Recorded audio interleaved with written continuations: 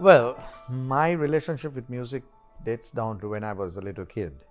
Um, and how our father used to, start, teaching us nursery rhymes and various things like that.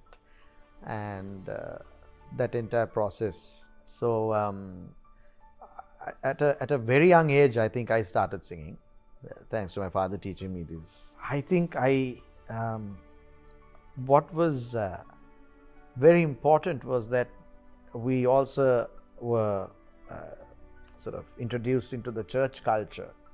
So at a very young age, from baptism to confirmation to various things like that. So this foundation of the church music was a telling factor, I would say, on where I am today and where, for example, Ishan and I are. So nursery rhymes to church music to pop music to all of that was a gradual build up, and then it came to a point when I was at St. Thomas's Prep in my O-level year.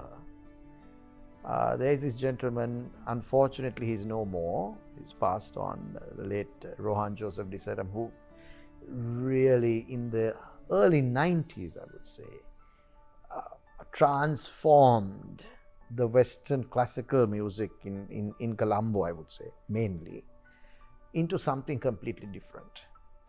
I am one of those, beneficiaries.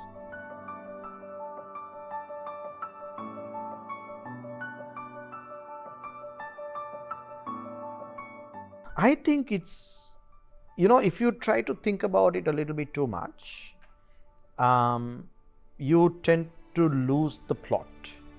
And I think the fact that, yes, I am now representative of our country, which I'm extremely happy about, because I feel that the already existing, the framework has been in fact enhanced with this, because with the connection and with the federation now we have a direct link to other parts of the world. Not that we didn't have it, let me be very open with that, not that we didn't, but it is the first time that a federation that has been created for choral conductors now gives you the opportunity of people connecting more over what was done before.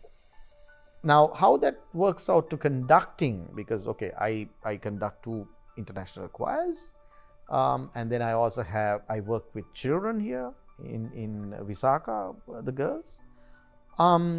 It's a different ball game. It's a completely different ball. So,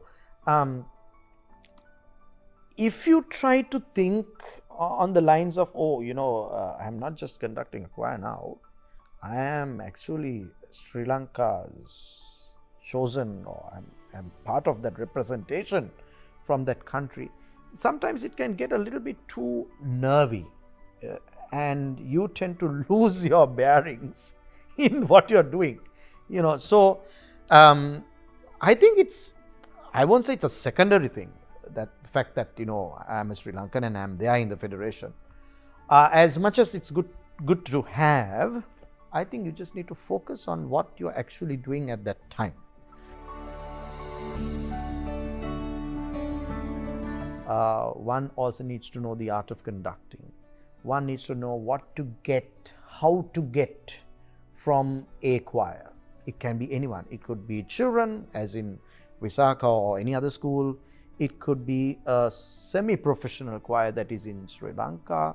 We are different. Our culture is different. The Sri Lankan choral culture is completely different to any other country around the world, for that matter. Right? And we are very passionate about it. If you go into the details of who are our singers, who are the choral singers, and believe it or not, most of our singers cannot read music. I could never read music. This is the truth. I could never read music because no one taught us to read music. But over a period of time, by practice, we've learned the art of reading. I mean, still, I don't think I'm the best reader in town. There are so many people who are just perfect readers. But we've learned the art. So what I'm trying to say is we never had a situation where, everything of this nature was taught to us. Unlike the world. In other parts of the world, you start reading music at a very young age. And I think it is necessary. It is something that we should look at. I don't have a professional choir under my bed, but I worked with professional choirs and I've seen it, and it's something completely different, But semi-professional choirs, yes, and again, it's the cultures are different. So the culture in Indonesia is completely different to the Indian culture. So, I mean, when you walk into those rehearsals and when you walk into working with these choirs, you need to, it's just not a case of just conducting a piece of music. Their backgrounds are different compared to our backgrounds here. The Indian culture, the background is completely different to the Indonesian. If you look at the living standards, family backgrounds, the knowledge of music in itself, the positioning of their voices, their mouth positions, their tongue positions, their placing of the tongues, and the dropping of the jaws, and their, this is a completely different skill. Your how you breathe, how you project, and these are things that I've learned. So I'm very technically, I've done a lot of work, a lot of training sessions, a lot of workshops with professors in different parts of the world. So I am, and I keep, what should I say? I'm up to date with certain things that happen because I go and I learn, So sharing those with all these types of people and choirs is a challenge in itself.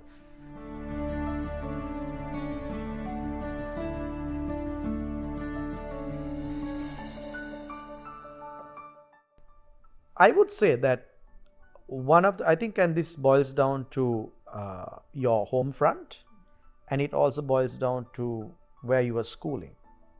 Both of these institutions, I call the home an institution because you learn a lot from your home front, and also it's supported very well with what you do in school. And I think I like the word that you use because that discipline, it's self-discipline, and it's taught you at a very young age. And I think one of the things that was always instilled in me from a very small age is that whatever you're doing do it well, and try not to take so many things, because finally you'll be like a bull in a china shop, but take things that you can do and don't take things that you cannot do, right? See, also in terms of music, there are things, and even in choirs, there are things that you think that you love this piece of music, right? But what conductors have to find out and have to understand is that you may like the piece, but can the choir sing it? These are two different things. It's also, as a soloist, it's about, I love that song, but can you sing it? It's two different things.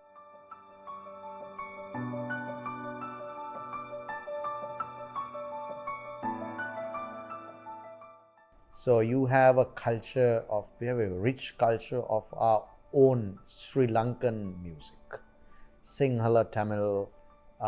Then if you go into the Baila side of things, you have the Kafringas and all of that stuff.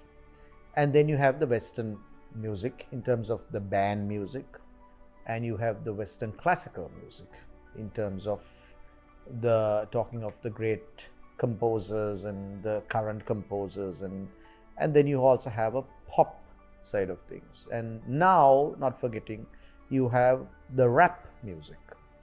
and you have what is it called, heavy metal, right?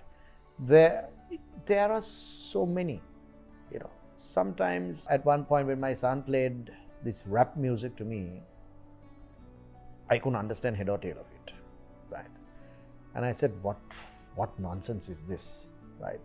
But as I begin to listen to it, and I feel sorry for what I first thought of, because I think in any type of music there is a message, and one needs to be open to see what that message is about. Any piece of music, you're talking about something. We have a very, very rich culture, as I said. So my answer to it is yes, there is this huge culture, and how do we take this forward?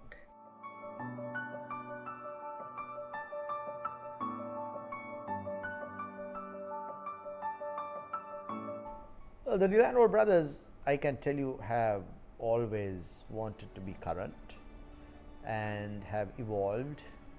The fact that we've been in the industry for the last 13 years is a clear indication of where the brand has been and what we've done and how much we are loved. And we love all of you, of course. That's why we perform. And for me, with this new appointment, for me, it's a matter of trying to see how we can all work together. Everyone, all conductors in Sri Lanka, just to see how we can work together to take choral music, the choral industry, to a different level. And it is so very important that we just, for me, it's nothing about myself. And I don't think it should be for any other conductor too. It's not about yourself. It is about what we are going to leave behind for the next generation.